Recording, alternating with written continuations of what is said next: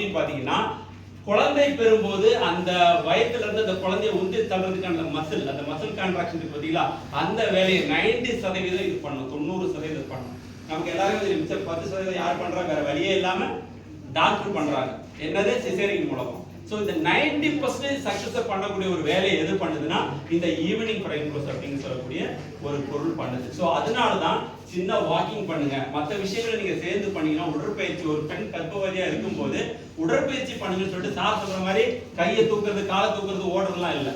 So ஒரு நடைப்பயிற்சியின் மூலமாகவே கொஞ்சம் உடம்புக்கு நல்ல எக்ஸசைஸ் பண்ணோம் அப்படின்னா இந்த ஈவினிங் பிரைம் க்ளோஸ் வந்து நல்ல சுகப்பிரசவத்தை கொடுக்கறதுக்கான ஒரு வாய்ப்பு இருக்குது. ரெண்டாவது இதுல என்ன அப்படின்னு பாத்தீங்கன்னா ஸ்டார் ஃபிளவர் எக்ஸ்ட்ராக்ட். இது என்ன அப்படின்னு பாத்தீங்கன்னா பெண்களுக்கு மாதவிடாய் காலங்கள்ல வயிற்றுல அவங்களுக்கு உடல்லே டோட்டலா பாத்தீங்கன்னா ஒரு அப்நார்மாலிட்டியா இருப்பாங்க, நிறைய வலி நிறைய பெயின். அதுல சார் உதாரணமா ஒரு விஷயம் சொன்னாங்க. கோழிக்கோடுல வந்து பாத்தீங்கன்னா நம்முடைய இந்த ப்ரோக்ராம் நடக்கும் போது ஒரு பெண்மணி 18 வயசு அவங்க இருக்கிறதுலயே வலிக்கு பயங்கரமா போடக்கூடிய கேன்சருக்கு போடக்கூடிய மருந்தை வந்து போட்டிருக்காங்க. ஸோ அதை தொடர்ந்து போட்டா என்ன ஆகும், அப்புறம் அந்த வலியே சரியாகும். ஸோ இப்படி எக்ஸ்ட்ரீம் நார்மலா என்ன போடுவோம் வலி வந்துன்னா நம்ம பேராசிட்டமாலோ பண்றோம், அதையெல்லாம் தாண்டி எக்ஸ்ட்ரீமா போட இன்ஜெக்ஷன் போடக்கூடிய லெவலுக்கு இன்னைக்கு நம்ம நிலைமை போயிட்டு இருக்கு. அப்படின்னா அதற்கு இது ஒரு எக்ஸலண்டான ஒரு பொருள். நம்முடைய இந்த ஸ்டார் ஃபிளவர் எக்ஸ்ட்ராக்ட் வந்து பாத்தீங்கன்னா அந்த வலியை குறைக்கிறதுக்கான ஒரு அற்புதமான ஒரு விஷயம் இதுல இருக்குது. அடுத்தது பாத்தீங்கன்னா மூணாவது இருக்குது ஃபிளாக்ஸீட் ஒமேகா 3. ஸோ ஒமேகா 3 நம்ம எல்லாருக்குமே தெரியும். பொதுவாகவே பெண்களுக்கு பாத்தீங்கன்னா இந்த பகுதிகளில் ஃபேட் எதுவுமே டெபாசிட் இது இயற்கை. ஆனா அதையும் தாண்டி இன்னைக்கு பெண்களுக்கு வயறு ஃபுல்லாவே உடம்பு ஃபுல்லாவே இன்னைக்கு ஃபேட் டெபாசிட் ஆகுது. அது வராம குறைக்கிறதுக்கு இந்த ஃபிளாக்ஸீட் வந்து ரொம்ப ஹெல்ப் பண்ணுன்னு சார் சொன்னார். அதுக்கு ரொம்ப கடைசியா பாத்தீங்கன்னா தக்காளி. ஸோ இதை ஏன் தக்காளி போட்டிருக்கு அப்படின்னு பாத்தீங்கன்னா தக்காளியில் இருக்கக்கூடிய லைகோபின் அப்படின்னு சொல்லக்கூடிய ஒரு முக்கியமான ஆன்டிஆக்சிடென்ட். இந்த லைகோபின் என்ன பண்ணுது அப்படின்னு பாத்தீங்கன்னா பெண்களுக்கு இன்னைக்கு அதிகமா வரக்கூடிய ஒரு முக்கியமான கேன்சர் மார்பக புற்றுநோய். சோ இந்த மார்பக புற்றுநோய் வராம இருக்கிறதுக்கான வாய்ப்பை உருவாக்குறது எது அப்படின்னு பாத்தீங்கன்னா இந்த லைகோபின். அதே சேம் டைம் நம்முடைய நியூட்ரிசார்ஜ் மென்ல இந்த லைகோபின் இருக்குது.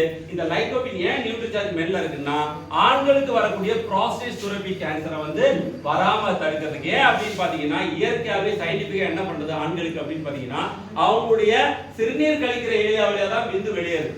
அப்ப இயற்கையாவே என்ன நடக்கும் அப்படின்னு பாத்தீங்கன்னா அடிக்கடி அந்த ஏரியால யூரின் தான் அடிக்கடி போகும். அப்ப அந்த இடம் அசிடிக் அமிலத்தன்மை ஆகும் போது இந்த விந்து வெளியே போகும்போது விந்து இறந்து போய் மகப்பேறு ஏற்படாத நிலைமை ஏற்படும். சோ அப்ப இயற்கையாவே கடவுள் என்ன பண்ணிருக்காரு அந்த இடத்துல புரோஸ்டேட் சுரப்பி அப்படின்னு ஒரு சுரப்பியை கொடுத்து இந்த விந்து அசிடிக் பிரச்சனை வராம இயற்கையா ஆரோக்கியமா போறதுக்கான ஒரு வழியை பண்ணுது. இது என்ன ஆகும் அப்படின்னு பாத்தீங்கன்னா ஒரு பையன் ஒரு ஆணாக இருக்கக்கூடிய வயசுக்கு வரும் போதும் இல்ல ஒரு 40 வயசுக்கு போய் 50 வயசு முதிய வயது அடையும் போது இது கொஞ்சம் சைஸ்ல பெருசாகும். அப்போ இந்த சைஸ்ல பெருசாக கண்டிஷன் எப்ப ஆனா 40-50 வயசுல நம்ம நிறைய பேர் ஆண்கள் என்ன பண்ணுவாங்க அப்படின்னு பாத்தீங்கன்னா இந்த சிறுநீரை அடக்கிற ஒரு பிரச்சனை இருக்கும். ஏதாவது ஒரு இடத்துல டாய்லெட் நல்லா இருக்காது, ஏதாவது ஒரு இடத்துல அர்ஜென்டா போவாங்க. ஸோ சிறுநீரை வந்து கழிக்காம அடக்கி வைக்கிறதுனால சில சமயம் அதை அந்த நேரம் தாண்டி போகும்போது அந்த சிறுநீர் கழிக்கிறது கொஞ்சமா இருக்கும், அதுக்கப்புறம் அந்த உணர்வே வராது. ஸோ இதைத்தான் என்ன சொல்றாங்கன்னா லீட் டு கேன்சர், அதாவது இந்த புரோஸ்டேட் சுரப்பி வந்து கேன்சர் அதுக்கான வாய்ப்பு அது உருவாக்கும் அப்படின்னு சொல்றாங்க.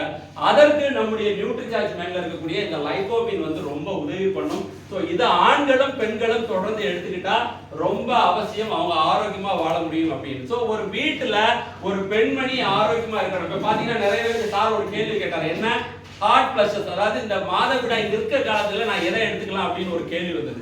அப்போ ஒரு பெண்மணி எப்ப எடுத்துக்கலாம் மாதவிடாய் காலத்துல உங்களுடைய கண்டிஷன் உங்களுக்கு ஹார்ட் பிரஷர் அதாவது உடம்புல அதிகமா ஹீட் இதை வந்து நீங்க ஃபீல் பண்றீங்கன்னா அந்த டைம்ல. அதே மாதிரி உங்களுடைய ஹீமோகுளோபின் லெவல், ஏன் ஹீமோகுளோபின் லெவல் குறையுதுன்னா மாதவிடாய் காலத்துல உடம்பு வந்து ரத்தம் வெளியே போகும்போது உங்களுடைய ஹீமோகுளோபின் லெவல் குறையறதுக்கான வாய்ப்பு இருக்கு. ஆனா உங்களுக்கு மாதவிடாய் நின்னுச்சுன்னா உடம்புல இருந்து ஹீமோகுளோபின் நிக்கிறதுக்கு வாய்ப்பு இல்ல.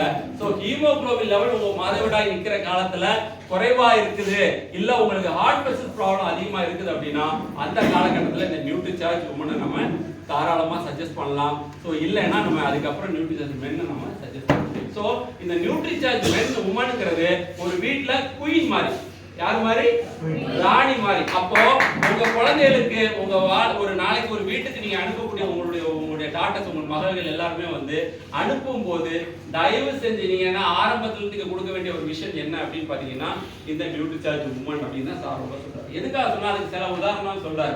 என்ன சொன்னாரு, நம்ம வேலை செய்யாம இருந்தா நம்ம உடம்பு என்ன ஆகும்.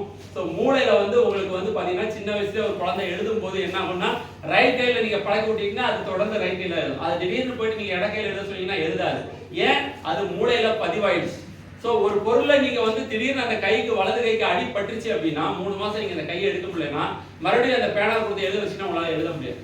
சோ ஒரு 3 மாசம் உங்களால யூஸ் பண்ண முடிய ஒரு கையிலேயே ஒரு விஷயத்தை பண்ண முடியலன்னா பல வருடங்களா நீங்க யூஸ் பண்ணாம உங்களுடைய தசைகளை யூஸ் பண்ணாம இருந்தீங்கன்னா அந்த இடத்துல மசில் கான்ட்ராக்ஷன் இல்லாம அந்த குழந்தை பேர் இல்லாம வரதுக்கான வாய்ப்புன்னு சொல்லிட்டு ஒரு உதாரணமா சொன்னாரு. சோ ஒரு வீட்டுக்கு நாம வந்து ப்ராமிஸ் பண்ணலாமா? கண்டிப்பா. என்ன ப்ராமிஸ் பண்ணலாம்?